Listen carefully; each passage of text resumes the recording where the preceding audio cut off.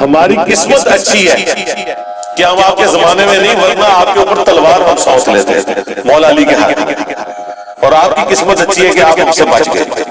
لیکن اب ہم اپنی زبان کو کم از کم کھولیں گے، اس زمانے میں تو ہم نے تلوار بھی اٹھا لینی تھی، تو اب آپ تلوار سے بچ گئے لیکن زبان سے نہیں بچیں گے۔ تم زبان کھولنے سے پہلے دیکھ لو تم کون ہو، تمہاری حیثیت کیا ہے۔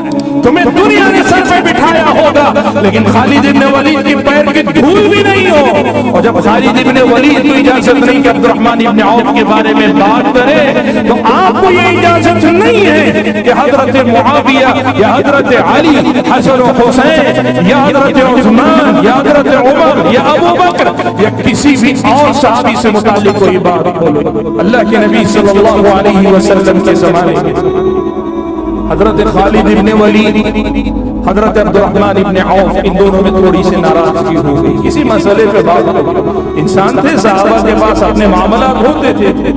خالد ابن ولید رضی اللہ تعالیٰ عنہ نے حضرت عبد الرحمن ابن عوف کے بارے میں کچھ کہہ دیا، اللہ کے نبی صلی اللہ علیہ وسلم نے سن لیا تو آپ نے فرمایا لا تسبوا اصحابی، تم میرے صحابہ کو برا بھلا مت کہو۔ عبد الرحمن ابن عوف مبشر بالجنہ، جنت کی خوشخبری اللہ تعالیٰ نے ان کو دی ہوئی ہے۔ کیا ہوا؟ خالد ابن ولید نے حضرت عبد الرحمن ابن عوف پہ بات کی، اللہ کے نبی نے کیا کہا لا تسبوا اصحابی، میرے صحابہ کے بارے میں برا بھلا مت کہو۔ اللہ کے نبی نے یہ نہیں کہا کہ عبد الرحمن ابن عوف کی غلطی نہیں ہے اس لیے برا بھلا مت کہا، نہیں، شرف صحبت کا تقاضا ہے کہ کچھ نہ کہو۔ اور کس کو منع کر رہے ہیں؟ خالد ابن ولید کو۔ اور خالد ابن ولید کون ہے؟ یہ وہی ہیں جن کو اللہ کے نبی نے اللہ کی تلوار کہا۔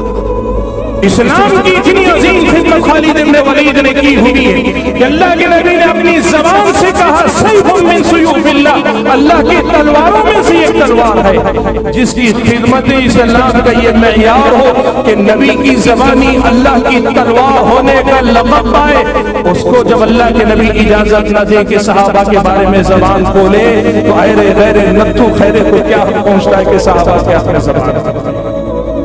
تم زبان کھولنے سے پہلے دیکھ لو تم کون ہو، تمہاری حیثیت کیا ہے۔ تمہیں دنیا کے سر پہ بٹھایا ہوگا لیکن خالد ابن ولید کی پیر کی دھول بھی نہیں ہو، اور جب خالد ابن ولید کی اجازت نہیں کہ عبد الرحمن ابن عوف کے بارے میں بات کرے تو آپ کو یہ اجازت نہیں ہے کہ حضرت معاویہ یا حضرت علی، حسن و حسین یا حضرت عثمان یا حضرت عمر یا ابو بکر یا کسی بھی اور صحابی سے متعلق کوئی بات بولو۔ یاد رکھو بھائیو، جس سے آسمان والا راضی ہوا اس سے مجھے اور آپ کو کبھی ناراض نہیں ہونا چاہیے۔ ایک عقل مند انسان